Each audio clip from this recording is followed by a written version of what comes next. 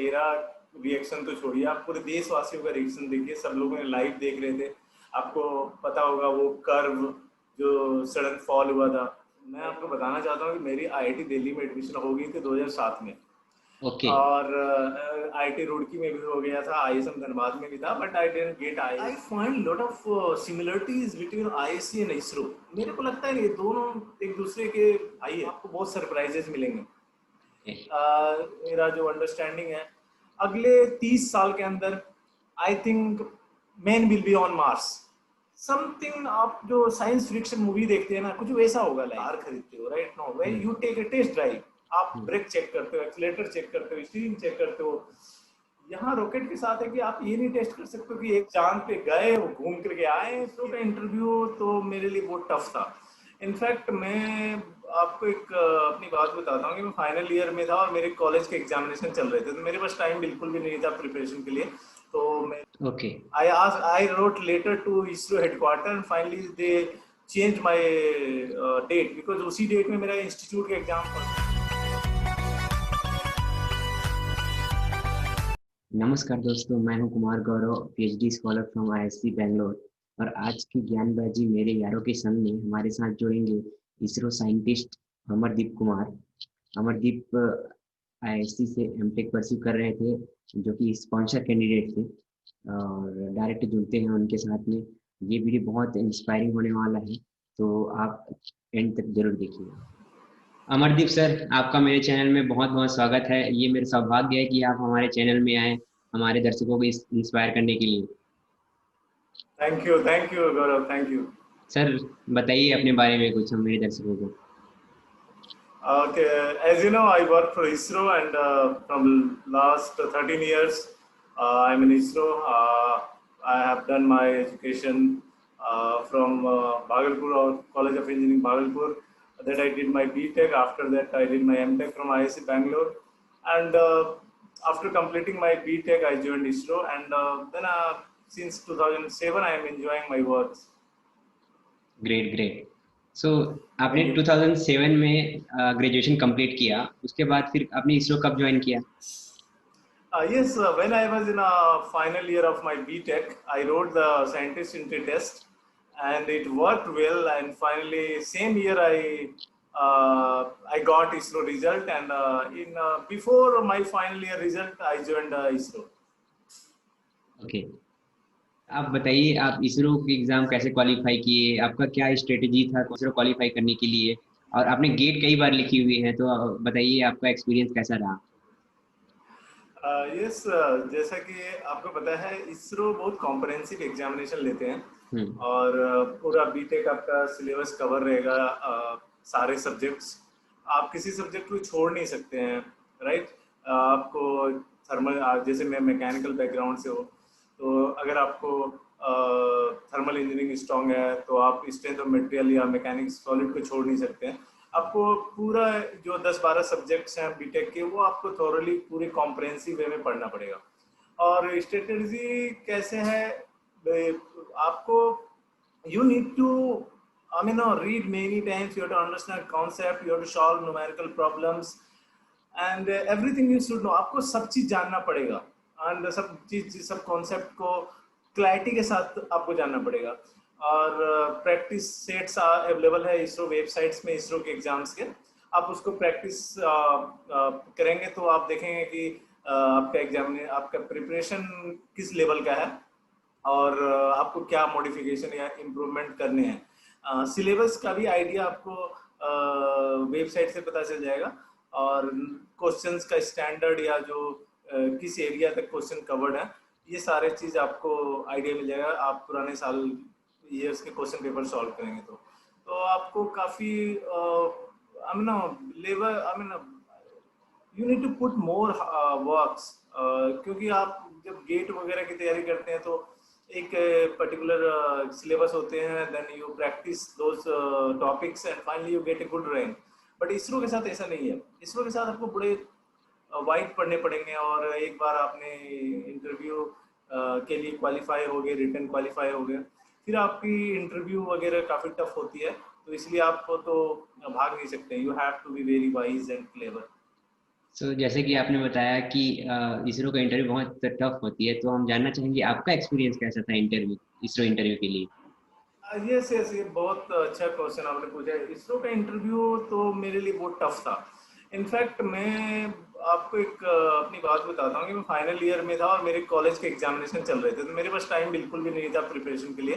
तो मैंने किसी तरह उस डेट को change, I wrote letter to ISRO headquarter and finally they change my date, because उसी डेट में मेरा इंस्टीट्यूट का एग्जाम पड़ रहा था। ओके। तो मुझे उन लोगों ने 2 दिन एक्सटेंड करके दे दिया था कि आप इस डेट को आ सकते हैं, ये लास्ट डे है इंटरव्यू का। तो आई, मैं हैदराबाद में इंटरव्यू था ओके। और 2007 की बात है ये इट वाज आई थिंक जून और जुलाई। ओके। तो फिर मेरी तैयारी उस कॉलेज उस इंटरव्यू के लिए तो नहीं हो पा रही थी क्योंकि मुझे कॉलेज का एग्जामिनेशन था। तो बताता हूँ कि मैं पूरी रात मैं ट्रेन जर्नी में था कोलकाता तक भागलपुर से, और मैं पीके नाग की वो जो अप्लाइड थर्मोडायनेमिक्स से पूरी पढ़ ली थी, पूरी बुक पूरी रात। आप ओके। सोच सकते हैं कि मेरे डेडिकेशन लेवल कितना अच्छा था उस समय, हाँ कि हाँ। मैंने सोचा कि पूरा किताब पढ़ लिया। और फिर मैं जब इंटरव्यू के लिए पहुंचा तो yes I was little bit nervous. जब मैं इंटरव्यू के बच्चों के साथ बैठा था, मेरे फ्रेंड्स वगैरह जो भी साथ में आए हुए थे, मतलब जो भी 36 लोगों का उस दिन इंटरव्यू था। Okay.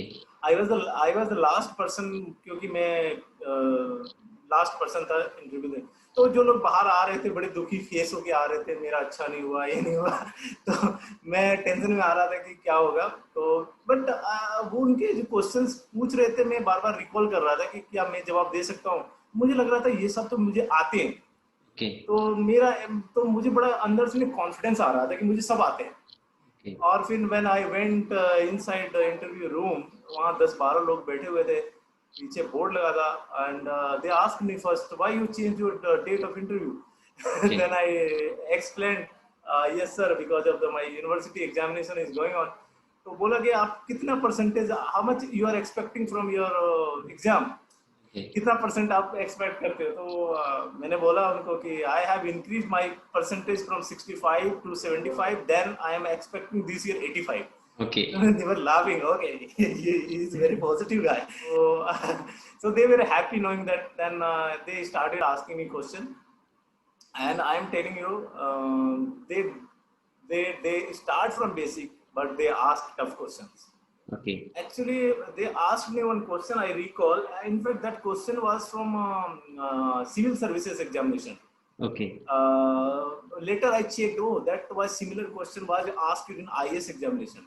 Okay. UPSC civil services examination जो मैकेनिकल के होते हैं, ओके। ओके। तो उनके एग्जाम में पूछे हुए थे सिमिलर क्वेश्चन की। दो कंपोजिट शाफ्ट है तो दोनों के बीच टॉर्सन लगेगा, तो इंटरनल स्ट्रेस कितना, टॉर्सन के कारण स्ट्रेसेस कितने होंगे।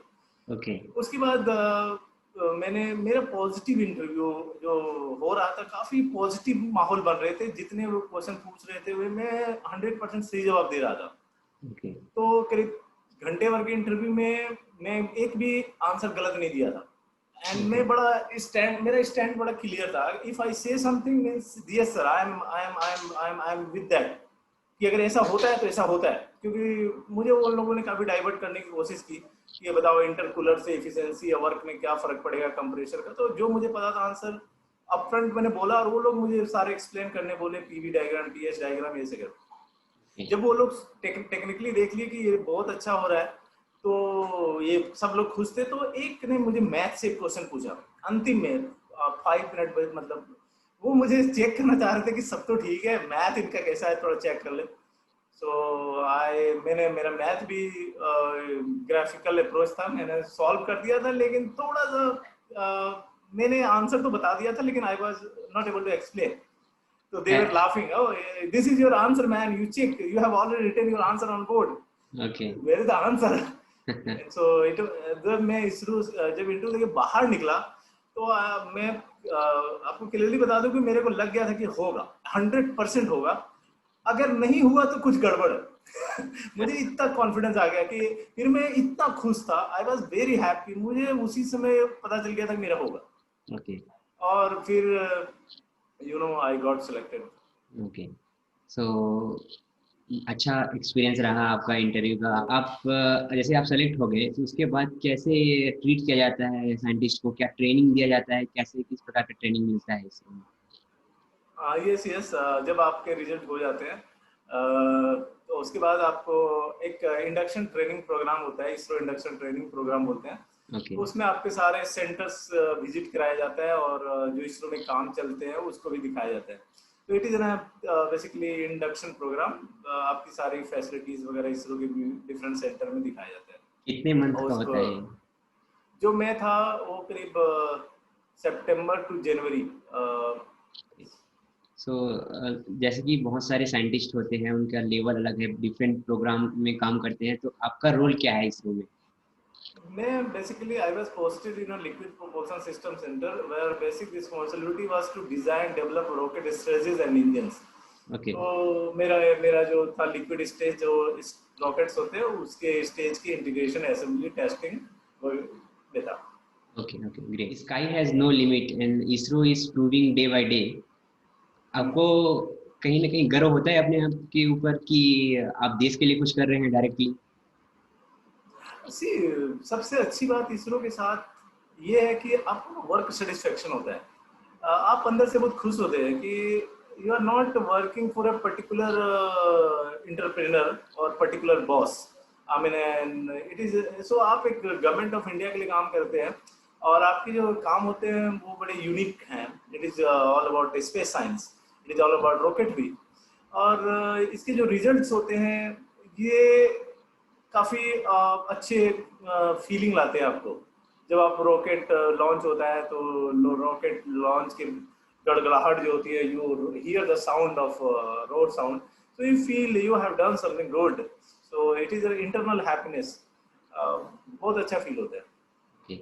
सो सोशल मीडिया में भी आप बहुत एक्टिव रहते हैं, आप अपने पेट्स लियो के बारे में पोस्ट करते रहते हैं। सो कितना इम्पोर्टेंस रखता है लियो आपकी लाइफ में? Yes, yes, yes. I have one pet. Actually, he's sitting near to me. Okay. Yes, just he's 5 years old. I adopted him in 2016, I think. Yes, it is 4.5 years.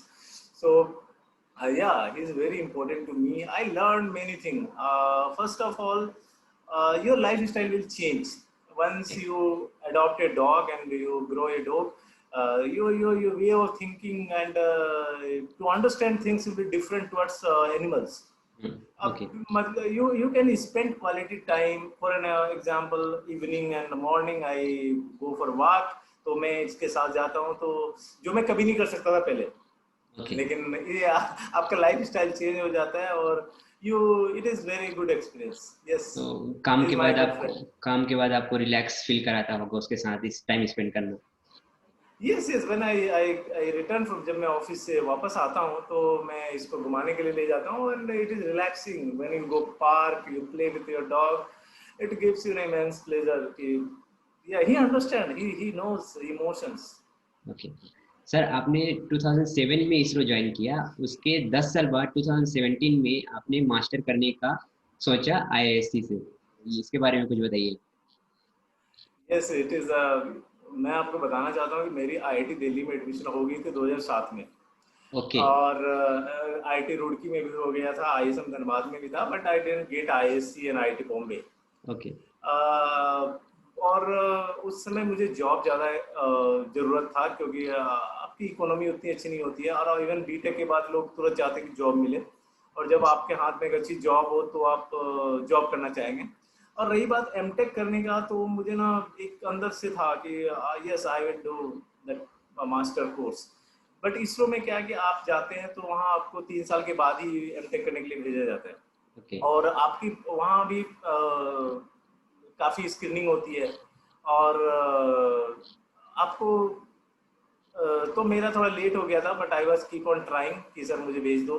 And finally मैं gate exam लिखता रहता था हर साल, okay. ताकि मैं fresh refresh करता रहूँ अपना बीटेक को। तो मैं 2006 से गेट स्टार्ट किया था लिखना और हर साल लिखता था, 6 7 8 9 10, एक साल गेट था और 2017 तक लिखा था मैंने। तो you can okay. Imagine how many times I written, almost 10 times. Okay. और मेरा एक मेरे लिए आईएससी में जाना और वहाँ से मास्टर की डिग्री लेना, एमटेक करना मैकेनिकल इंजीनियरिंग डिपार्टमेंट से, ये बहुत अच्छी बात है और मैं बहुत खुश हूँ कि मुझे मैं कर पाया। ओके। सो आप आपके लिए ये कैसे बेनिफिट करेगा आईआईसी में मतलब मास्टर करना? ये आपके नॉलेज को तो इनहेंस करेगा ही, फिर प्रमोशन वगैरह के लिए क्या ये फायदेमंद होगा इस? ये सर आपके प्रोफाइल चेंज होते हैं, आपके एडिशन होते हैं डिग्री में, तो of course it helps okay. जब आप ग्रो करेंगे। सो इसरो बहुत सारी एक्टिविटीज कराते रहते हैं थ्रू आउट द ईयर, तो उसके बारे में आप क्या बोलना चाहेंगे? ये इसरो बहुत सारे जैसे स्पेस स्पेस वीक होता है जिसमें ओके। कि बच्चे को स्कूल में जाकर के हम लोग बताते हैं स्पेस रिसर्च के बारे में। ओके। बहुत सारे इंटरनल इसरो के अंदर भी स्पोर्ट्स मीट्स होते हैं, खेलकूद के प्रोग्राम होते हैं और काफ़ी एक्स्ट्रा करिकुलर एक्टिविटी होते हैं। ओके। सो जैसे कि आपने बताया कि स्पोर्ट्स वगैरह होते रहता है, तो आप अपना कोई एक्सपीरियंस शेयर करेंगे स्पोर्ट्स के से रिलेटेड? यस यस, मैं क्रिकेट खेला हूँ कई बार। यस, हमारे इंटर सेंटर यूनिट होते हैं तो वहाँ कोई अच्छे प्लेयर्स होते नहीं हैं। You know something better, you are good. हाँ। तो मैं 2009 या 10 में, 11 में शायद, 11 में था। I was I scored something like 40-35 run, so I was the best scorer. So मुझे बड़ा अच्छा फील होता है, I did something. So okay. yes, it was good. I was in a good health that time also. So hmm. yes, it worked. Sir हम जानना चाहेंगे कि इसरो कौन सा कितना फैसिलिटीज देता है अपने साइंटिस्ट को? मेडिकल हेल्थ फैसिलिटीज हो गया और लिविंग्स वगैरह का, तो इसके बारे में क्या बोलना चाहेंगे? देखिए, इसरो गवर्नमेंट ऑफ इंडिया का है, तो इस गवर्नमेंट ऑफ इंडिया इंडिया की जितनी फैसिलिटीज है जो एक सिविल सर्वेंट को मिलते हैं वो सब मिलते हैं। ओके। तो बहुत अच्छी फैसिलिटीज होती है, चाहे वो मेडिकल की फैसिलिटी हो या आईएलटीसी हो या जितने सारे एक इंश्योरेंस कवर हो। ISRO takes care of employ very well. Okay. So आपका ओवरऑल एक्सपीरियंस कैसा रहा है इसरो में काम करने का, ये बीते हुए 13 सालों में? देखिए, अगर एक्सपीरियंस आपका अच्छा है तभी आप इतने साल तक टिके हुए हो। डेफिनेटली। अगर आप आपको अच्छा नहीं लग रहा है, आप परेशान हो रहे हो, तो you will switch over the job, right now. Yes. आप जॉब चेंज कर लोगे। लेकिन मैं त्रिवेंद्रम में रहा, केरला साउथ इंडिया में ऑलमोस्ट 8.5 years। वहाँ इतने थोड़े प्रॉब्लम होते हैं, लैंग्वेज इश्यूज हैं या फिर खाने पीने की भी दिक्कत होती है। अभी तो नहीं है, जब when I was there in 2007 to 2016। तो उस समय उस सिचुएशन में भी मैं इतने साल रहा, तो इसका मतलब you are enjoying your work, right, and your experience is good. मतलब अच्छा हो रहा है, आप इंजॉय कर रहे हो काम को, इसरो को, तब आप वहाँ इतने घर से दूर रहने के कारण भी आप रह पा रहे हो। तो ओवरऑल एक्सपीरियंस बहुत अच्छा रहा और I will continue. Yes, it मतलब एक सेटिस्फेक्शन होती है, you are satisfied because ISRO culture is different. वहाँ आप देखेंगे लोगों को कि वहाँ कोई ऐसा गवर्नमेंट जॉब जैसा फील नहीं होता है। They work for country. और कौन ओके। कितना काम कर रहा है, कितनी रात तक काम कर रहा है, सैटरडे संडे हो या नाइट शिफ्ट हो, कुछ हो, जैसे लॉन्च के टाइम तो महीने महीने भर लोग घर से बाहर रहते हैं। मैं भी रहा हूँ श्रीहरिकोटा में जब लॉन्च के टाइम होते हैं। तो आपको ना बहुत अच्छा फील होता है। You I mean it is like something unique. So experience is overall, I mean, I will say it is the best experience, and yes, we enjoy a lot. Okay. So जैसे आपने बताया कि हम रात में भी काम कर सकते हैं, you are not bounded to work in any particular hours, so can I say it's similar to ISC? See, I find lot of similarities between ISC and ISRO. मेरे को लगता है ये दोनों एक दूसरे के भाई है। ओके। आप देखो, इसरो, आप ISC is an institution, is an research institution, it is an academy. Basic culture है इसरो का और आईएससी का, because both are in South India first of all. And again तो मैंने यही देखा है कि वहाँ लोग मतलब अपने अंदर मोटिवेशन है काम करने का। मैं आईएससी में मैंने प्रोफेसर्स को देखा, स्टूडेंट्स को देखा है कि वो लोग खुद ही लैब जा रहे हैं 18 घंटे 20 घंटे। जब मैं आईएससी में था, मैकेनिकल इंजीनियरिंग डिपार्टमेंट में, मैं बता रहा हूँ आपको, मैं my professor was Jaywant H Arakari, right, you will be knowing very well. Yes. So he yes. Is one of the most, I mean वो बहुत बड़ी अथॉरिटी है टर्बुलेंस के इंडिया में। So I work under him. I work under ISRO head. I find something similar. कि वो okay. दोनों freedom दे देंगे आपको, आपको फ्रीडम दे देंगे काम करने का, आपको गाइड करेंगे, आपको कोई नेगेटिव फीलिंग नहीं आएगी। तो ये मैंने अच्छा देखा है। और आईएससी में तो मैं देखा हूँ कि प्रोफेसर्स आपके पूरा फ्रीडम देते हैं कि आप किसी भी डायरेक्शन में सोचो, बस उनको सेटिस्फैक्टरी रिजल्ट दो ताकि वो कन्विंस हो जाए यस कि यस। वो आपने ये काम किया, वो कन्विंस हो गया, वो उसमें लूप होल नहीं है या कुछ। आप उनको कन्विंस कर दो, नहीं sir what I have done, you can check the results, I you can, I mean it is perfectly working. तो इसरो में भी ऐसा ही है, आपको एक गोल दिया जाता है कि आप ये काम करो, ये काम करो, और you do that work. So yes, दोनों both are great organization. And one more thing, when I say people, it is a lethal combination. So I have that lethal combination, ISRO okay. plus ISC. Great So great. that was the reason. That was the reason I got other institution, IIT Bombay, IIT Kanpur, or finally I got I selected ISC. मुझे लगा कि यार ISRO और ISC, yes, really it is a great feeling. Okay sir, आपको मैं एक साल पीछे ले चलता हूँ। 7 सितंबर 2019, सभी दुनिया का नजर इसरो पर था। हाँ जी। चंद्रयान 2 मिशन पर सबका नजर था। वो लास्ट क्षण में विक्रम लैंडर का फेल हो जाना, सॉफ्ट लैंडिंग ना हो पाना, कितना खला। आपका क्या रिएक्शन था उस टाइम, और इसरो के अंदर क्या चल रहा था उस टाइम? देखिए ये मेरा रिएक्शन तो छोड़िए, आप पूरे देशवासियों का रिएक्शन देखिए, सब लोगों ने लाइव देख रहे थे। आपको पता होगा वो कर्व जो सडन फॉल हुआ था, राइट नो अल्टीट्यूड। तो यस, ये अनसर्टेनिटीज तो होते हैं, hmm. Right no, you you can not बी 100% श्योर, बिकॉज रियलिटी आपको रियल इन्वायरमेंट में कैसा सिस्टम परफॉर्म कर रहा है और आपके लैब में कैसा परफॉर्म कर रहा है, टेस्ट फैसिलिटीज में कैसे परफॉर्म कर रहा है। So there is a gap, right no. वो यस गैप जितना क्लोज हो, जितना एक दूसरे से वो गैप नहीं हो, तो results will be 100%, right no. Yes. तो आप लोगों ने देखा ही होगा कि क्या इश्यूज थे, इट वर्क पब्लिक, सबको पता है रिजल्ट्स भी कि वो fine braking system, it there was issue with the fine braking system, rough braking system बहुत अच्छा काम किया था। तो काफी एक और अच्छी बात है कि पूरे ऑल ओवर इंडिया के लोग काफी इंटरेस्टेड थे, और even I think our prime minister was there, right. Yes, prime वो मिनिस्टर ने जो डायरेक्टर को हग किया, और वो फीलिंग बहुत इमोशनल था, वो सीन देखने के लिए। हाँ, देखिए क्या होता है ना कि आप कई महीनों से आप काम कर रहे हैं, मेहनत कर रहे हैं, लेकिन आपके रिजल्ट एक्सपेक्टेड नहीं हो, तो आप ना, आपको आप सेटबैक हो जाता है आपको, अब क्या करना, राइट नो।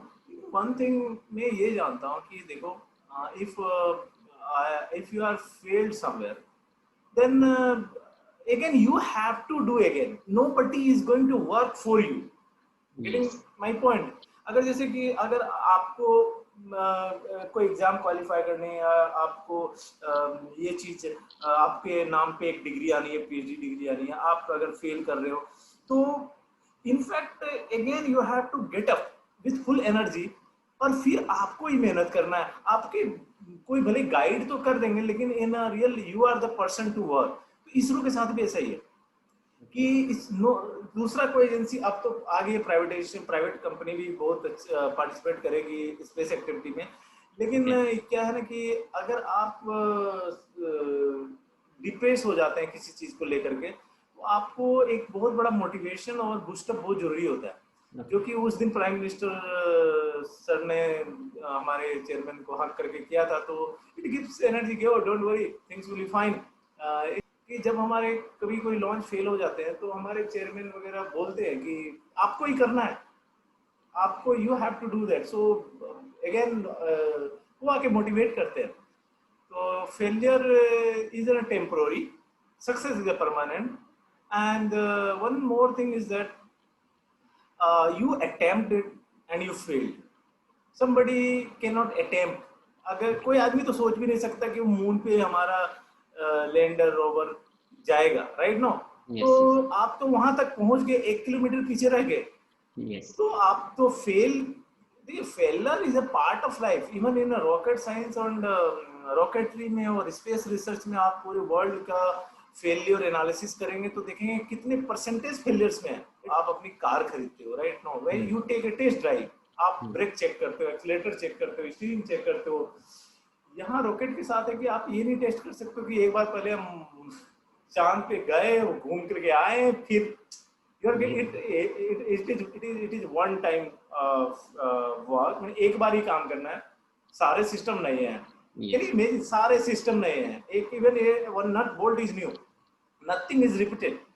या और इसको वहां जाके एक बार में ही सारे काम करने हैं, उसमें से 1000 lakhs ऑफ पार्ट्स होते हैं, so it is very complex, it is not that easy. Okay. I think you are getting my point, right? Yeah definitely, और मुझे विश्वास है कि मेरे जितने भी देखने वाले हैं वो भी आपके पॉइंट को समझ रहे हैं। सो आपका आपका आप कोई स्वीट एंड सोर मोमेंट शेयर करना चाहेंगे आपसे, आपके जॉब से रिलेटेड? काफी मोमेंट्स हैं, फेलियर के भी मोमेंट्स हैं, सक्सेस के भी मोमेंट्स हैं, काफी अच्छा है। मैं ज्यादा डिटेल्स तो नहीं बता सकता, लेकिन हाँ, एक मैं मेमोरी शेयर करूंगा कि मैं लॉन्च कंट्रोल सेंटर में था, एंड रॉकेट के टैंक में क्रैक आ गया था। It is 1 hour before the launch. Okay. बहुत बुरा लगा था। मैं महीने भर से वहाँ से रिपोर्टर में था, लॉन्च का वेट कर रहा था कि 1 घंटे में लॉन्च होगा, वापस घर जाऊंगा। ठीक है, तो वो नहीं हो पाया। फिर वो, yes, it is that moment I can not forget, कभी जिंदगी में वो मोमेंट भूल नहीं सकता, क्योंकि आप पर फेलियर ज्यादा हट करता है, सक्सेस आप। डेफिनेटली। तो बहुत मोमेंट्स है मेरे इसरो में, बहुत अच्छे अच्छे फ्रेंड्स मिले हैं मुझे वहाँ त्रिवेंद्रम में, नॉर्थ इंडियन फ्रेंड्स हो, साउथ इंडियन फ्रेंड्स हो, केरला फ्रेंड्स हो। एंड वन मोर थिंग, जब आप ऑर्गेनाइजेशन में काम करते हो, particularly in deep south India like Trivandrum, वहाँ के कल्चर को समझते हैं, लोगों को समझते हैं, बीचेस जाते हैं, तो बहुत अच्छा अच्छा मोमेंट्स और अच्छा एक्सपीरियंस होता है आपको। काम करने के साथ साथ आपके वो फ्रेंड्स जब बाहर मिलते हैं, राइट नो, सो हमारा एक गुड सर्कल था वहाँ त्रिवेंद्रम में। वी हैड समथिंग लाइक 5-6 लोग थे, बहुत इंजॉय किए हम लोग, बीचेस पे चले जाते थे Saturday Sunday. Yes, it is, ये तो बाहर की बात बताया कि इसरो के बाहर की मोमेंट्स कितने अच्छे थे हमारे लिए। इसरो के अंदर की बात, ये है मोमेंट्स, कई बार मुझे प्राइजेस वगैरह मिले हैं, तो वो भी मोमेंट्स वगैरह काफ़ी अच्छा फील कराता है कि you are getting a prize from the director, chairman से मिलते हैं आप, और अच्छी बात है कि एक बार मैं ट्रेन में जा रहा था, so then they when they knew that I work for ISRO, they started giving me a lot of respect. So it is a बहुत यूनिक मोमेंट था मेरे लिए कि यार ये ऐसा तो मैं तो कुछ कर नहीं रहा, बट इट शोज दैट कि इसरो के प्रति लोगों का इतना प्यार है। So yeah, there are many moments. या सो डेफिनेटली हमारे साइंटिस्ट ही हमारे असली हीरो है। सो सर, आप इसरो को अगले 20 सालों में कहाँ देखते हैं? Uh, I cannot say you exactly because future is unpredictable. क्योंकि हमें डेफिनेटली। ये भी नहीं, क्योंकि मैं ऐसा मानता हूँ कि मुझे नहीं पता होता है कि 10 साल पहले में क्या था, तो 10 साल पहले मैंने ये सोचा 10 साल के बाद ये होगा, ऐसा कभी नहीं हुआ है। मुझे लगता है आपके भी लाइफ में, किसी के लाइफ में ऐसा नहीं होता है कि आप एग्जैक्टली सोचो और एग्जैक्टली वैसा ही हो, right no, but when but basic चीज remain same. So for an example, if you take about ISRO, कि 20 साल के बाद इसरो कहाँ जाएगा, of course it will work, the ISRO will work for research, space research, but the domain will be very high. I am telling you again, size of rocket will be big, satellite carrying capacity will be huge, people will I mean Indian will be in a space, and probably will be reaching again moon and Mars. तो मैं अगर इसरो में हूँ या फिर space community में हूँ, मैं वर्ल्ड वाइड तो पढ़ता ही न्यूज़, चाहे वो नासा हो, जेक्सा हो, ईशा हो, यूरोपियन एजेंसी हो, चाइनीज हो या फिर जापानीज हो, मैं सबके रॉकेट के बारे में पढ़ता हूँ, उनके लॉन्चेस के बारे में पढ़ता हूँ कि वो उनके फ्यूचर प्लान्स क्या हैं। क्योंकि आप उसी कम्युनिटी में हो, तो मैं जनरली हाफ एन आवर उसमें डेडिकेट करता हूँ वर्ल्ड स्पेस न्यूज़ में। नासा के रिसेंट एक्टिविटीज़ पढ़ता हूँ, कौन इंटरनेशनल स्पेस स्टेशन से वापस आए, कौन जा रहे हैं, तो अगर एज ए होल वर्ल्ड बात करें कि 20 साल में इसरो कहाँ जाएगा, वो तो मैंने बता दिया कि it is going to be very big thing. अगर वर्ल्ड कहाँ जा रहा है, पूरी स्पेस एजेंसी कहाँ जाएगी, तो मुझे लगता है कि आपको बहुत सरप्राइजेस मिलेंगे। बहुत सरप्राइजेस मिलेंगे। मैं आपको, मेरा इंट्यूशन बोलता है और मेरा जो अंडरस्टैंडिंग है, अगले 30 साल के अंदर I think man will be on Mars. Man will be on Mars and probably something, आप जो साइंस फिक्शन मूवी देखते हैं ना, कुछ वैसा होगा लाइफ। क्योंकि अभी क्या प्रॉब्लम आ रही है, that is called, we call technology limitations. क्योंकि आपके पास जो प्रोपेलेंट है, मान लीजिए वो ऑक्सीडाइजर हो या फिर आपका फ्यूल हो, लिक्विड प्रोपेलेंट हो, सॉलिड हो या क्रायो फ्यूल हो, ये सब की लिमिटेशंस है कि भैया आपको इतना ही थ्रस्ट मिलना है, इतने केजी में आपको इतना माइलेज मिलना है, राइट? आप पेट्रोल की बात कर ले, तो हमें एडवांस प्रोपल्शन सिस्टम की ओर जाना पड़ेगा, हमें एडवांस मटेरियल की ओर जाना पड़ेगा, जो कि अभी हमारा एरोस्पेस एलॉय तो होता है आपका एल्यूमिनियम, आपको पता है 7000 सीरीज हो, 2000 सीरीज हो। तो अभी जो लोड कैरिंग कैपेसिटी है, वेट कैरिंग, सी रॉकेट में सबसे बड़ा बात होता है, उसको बोलते हैं हम लोग वेट टू स्ट्रेंथ रेशियो। ये जिस दिन कम हो जाएगा, राइट नो, स्ट्रेंथ ज्यादा होना चाहिए, लोड वेट कम हो जाना चाहिए। तो और सबसे उससे भी ज्यादा इंपॉर्टेंट पार्ट होती है रिलायबिलिटी, आपके सिस्टम की रिलायबिलिटी। अगर वो रिलायबल हो गया, then we can reach anywhere. आपके पास प्रोपल्शन सिस्टम हो, आपके पास प्रोपल्शन सिस्टम होंगे, आप प्रोपल्शन सिस्टम होने के कारण आप मार्स में, जो आप 1 साल में पहुंचते हैं, 321 दिन लगे थे हमारे मार्स पहुंचने में, हमारे जो मॉम थे, राइट नो। तो इस टाइप का वो रिड्यूस कर सकते हैं आप, वो 321 दिन को हटा सकते हैं, 1 साल के से आप 1 महीने कर सकते हो। वो डिपेंड करेगा कि आपके प्रोपल्सिव पावर कितना है, उसकी एफिशिएंसी कितनी है, फ्यूल कैरिंग कैपेसिटी टैंक का कितना है, राइट नो। तो ये फ्यूचर में बहुत बड़ा होने वाला है। जैसे जैसे नई नई डिस्कवरी होंगे, एडवांस मटेरियल आएंगे, एडवांस प्रोपेलेंट आएंगे, एडवांस टेक्नोलॉजी आएंगे, इंस्ट्रूमेंट आएंगे, इलेक्ट्रॉनिक्स आएंगे। तो चीजें जो आपके मेरे हाथ में एक छोटी सी मोबाइल है, आप देखे होंगे कल जो हमारे लैंडलाइन थी इतनी बड़ी होती थी, राइट नो। तो अभी 10 साल पहले हमने ये नहीं सोचा था कि इतनी ये टेक्नोलॉजी तक कॉम्पैक्ट होकर ये नैनो टेक्नोलॉजी हमारे हाथ में होगी। वी आर टॉकिंग कि आप फेस टू फेस बात कर रहे हो या फिर वीडियो एक दूसरे के देख रहे हैं, तो मुझे नहीं लगता कि हम लोगों ने 10 साल पहले सोचा था। अगर कोई बोलता भी कि ऐसा होता तो ये कॉमन आदमी के लिए आसान हो जाएगा। तो ये जो स्पेस साइंस है, इसमें फंड्स और रिसर्च की जरूरत है। अगर बहुत ज्यादा फंड्स और रिसर्च इस ओरिएंटेड में हुआ, जो कि भी चल रहा है वर्ल्ड वाइड, जैसे स्पेस एक्स है, इलोन मस्क है, वो सारे कर रहे हैं। तो मैं बताता हूँ कि near future in 20-30 years big things you will see. बहुत सरप्राइज मिलेंगे आपको स्पेस रिसर्च में। मैं ये नहीं कर रहा हूँ कि आपको 40 साल में एलियंस मिल जाए, प्रॉब्ली आपको एलियंस भी मिल सकते हैं। ओके, सो आप मेरी व्यूअर्स को क्या कहना चाहेंगे जाते जाते? देखिए, मैं आपके पर्टिकुलर स्टूडेंट्स आपके व्यूअर्स होंगे, राइट? वो बेसिकली इसरो जाना चाहेंगे और इसरो के बारे में जानना चाहे तो इसरो के बारे में काफ़ी बात कर दिया मैंने, जो पब्लिक में बात करनी चाहिए।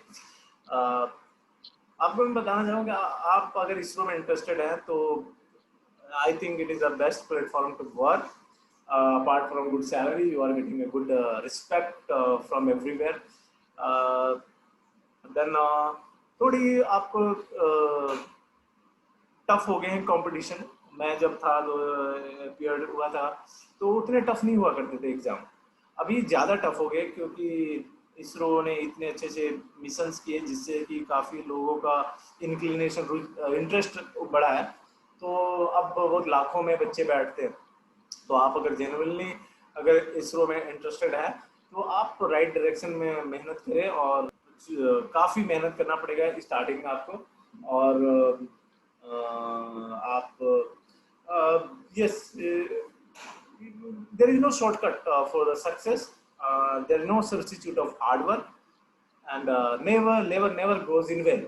So 3 things always that line I recall whenever I am in a trouble to, I mean, जब भी मुझे कुछ होता है तो मुझे पता है कि इफ यू आर वर्किंग, आप मेहनत कर रहे हो, तो अगर वो टेम्पोरली आपको सक्सेस नहीं दे रहा है तो वो लॉन्ग टर्म में कभी ना कभी सक्सेस देगा। वो आपके किसी साइड में पड़े हुए हैं।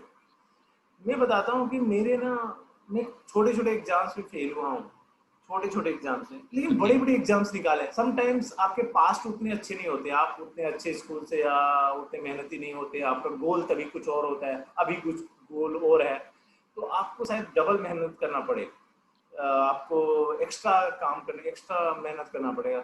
तो फाइनली आपके व्यूअर्स को कि यस, अगर आपने सोच लिया है, पहली बात तो आप सोच लो कि whether you need government job और not, you want a good result और not, you want to work in ISRO और नॉट। बिकॉज आप सोचो कि एक साथ 2-3 लाख बच्चे, they all will run and you have to be in 10 rank में आने, 20 रैंक में, 50 रैंक में आने, तो आपके एक सिंपल स्टडी, एवरेज स्टडी से कभी फायदा नहीं करेगा। ये मैंने देखा है।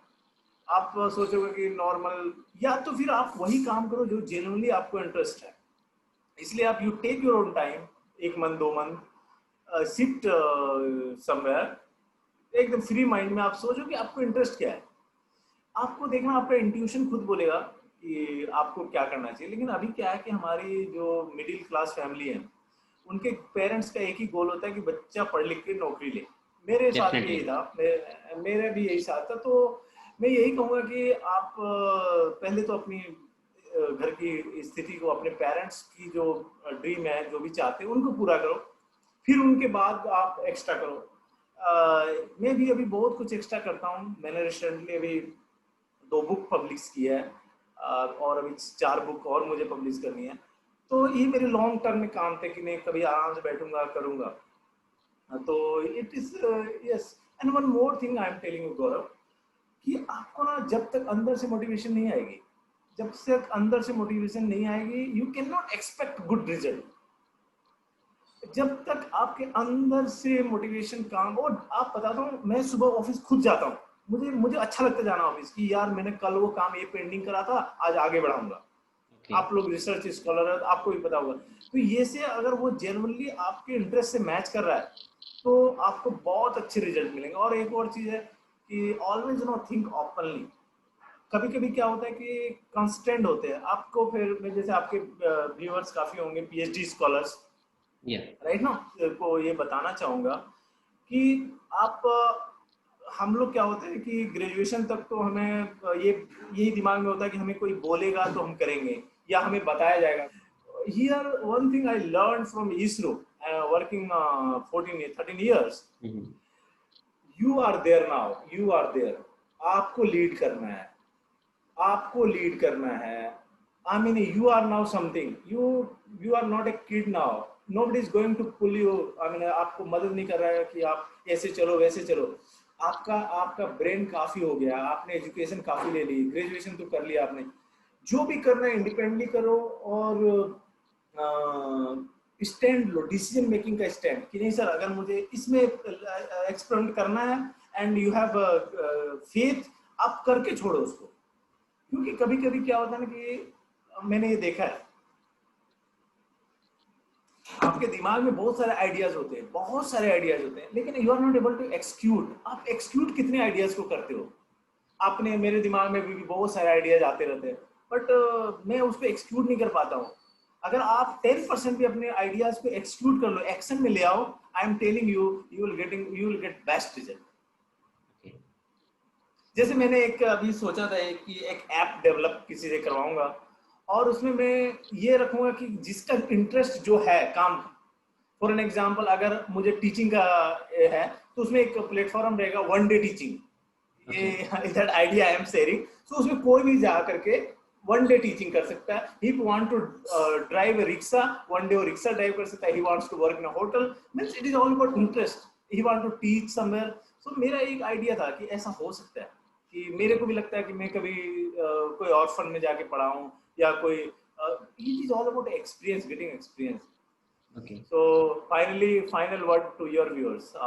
Yes, you all enjoy your work, dedicate yourself, and do what really matters. And जो भी काम करो, वो प्रॉपर डायरेक्शन में करो। क्योंकि कभी कभी होता है कि आप बहुत चीज इधर उधर पढ़ लेते हो, कहीं कोई यूटिलिटी नहीं होती है। So to the point, smart study और smart work is required this days. Sir जैसे कि हम लोग रिसर्च स्कॉलर हैं, तो इतने दिन हम लोग काम करते रहते हैं, रिसर्च में फोकस करते हैं, तो कभी कभी कभी ना कभी होता है कि हम बहुत लो फील करते हैं कि नहीं आज छोड़ो सब चीज़ को रहने दो, रिलैक्स करते हैं। तो उसके बाद फिर वहाँ से बाउंस बैक करना थोड़ा सा मुश्किल लगता है, एक दो दिन लग जाता है।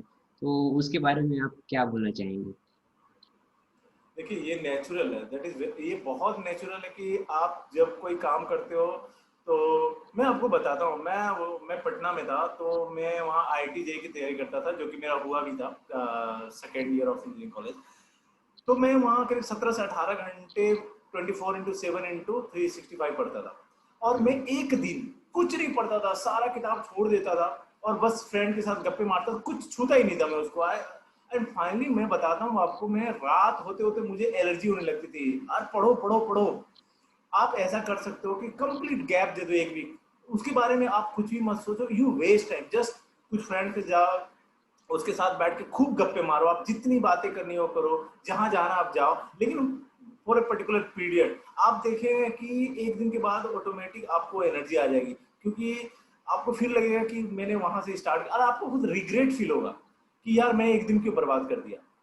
ओके। तो मेरा मैं बोल रहा हूँ, आप बिल्कुल गैप लो, एक दिन के लिए खूब फन करो, जाओ अभी तो anyway you can go outside anyway, mall जा करके सिनेमा देखना, रोमिंग, अपने फ्रेंड के साथ हैंग आउट करना, पूरा पूरा मस्ती, मतलब एकदम सब चीज भूल करके आप डेडिकेट, आप आपकी वर्क में डेडिकेशन है, तो मैं आपको बताता हूँ कि आपको बुरा लगेगा अगले दिन कि मैंने एक दिन क्यों बर्बाद कर दिया, but it will work. So sir आपका बहुत बहुत धन्यवाद हमसे जुड़े, आप आपका एक्सपीरियंस शेयर किए। So it was my honour and pleasure to talking with you. और मुझे पक्का विश्वास है कि मेरे जितने भी व्यूअर्स हैं जो हमें देख रहे हैं, उसको ज़रूर बेनिफिट होगा फ्यूचर में। अगर वो इसरो ज्वाइन करना चाहते हैं या PhD स्कॉलर हैं, तो उनको भी मोटिवेशन मिलेगा। और बहुत बहुत धन्यवाद हमारे साथ जुड़ने के लिए, हमारे साथ ज्ञान की बातें करने के लिए, हमारे साथ ज्ञानबाजी करने के लिए। Thank you, Gaurav. It was nice talking to you, and I wish all the best to your viewers. Thank you so much. Thank you sir, thanks a lot. तो दोस्तों ये थे इसरो साइंटिस्ट अमरदीप सर। मुझे विश्वास है कि आपको इस ज्ञानबाजी से बहुत सारे नॉलेज और इंस्पिरेशन मिली होंगी अमरदीप सर से। तो अगर आपको मेरा काम पसंद आता है तो आप मेरे चैनल को सब्सक्राइब कीजिए, उनके साथ शेयर कीजिए जिनको इस वीडियो की नीड है, जिनको इंस्पिरेशन चाहिए, जो IIT JEE को प्रिपेयर कर रहे हैं, गेट और अपनी कॉम्पिटिटिव एग्जाम को प्रिपेयर कर रहे हैं, जो अपना सपना इसरो के साथ देखते हैं, और जो इसरो में साइंटिस्ट बनना चाहते हैं, आप उनके साथ ये वीडियो शेयर कर सकते हैं। अगर ये वीडियो अच्छा लगा होगा तो एक लाइक करके जरूर जाइएगा, और हम मिलेंगे अगले वीडियो में। तब तक के लिए बाय बाय।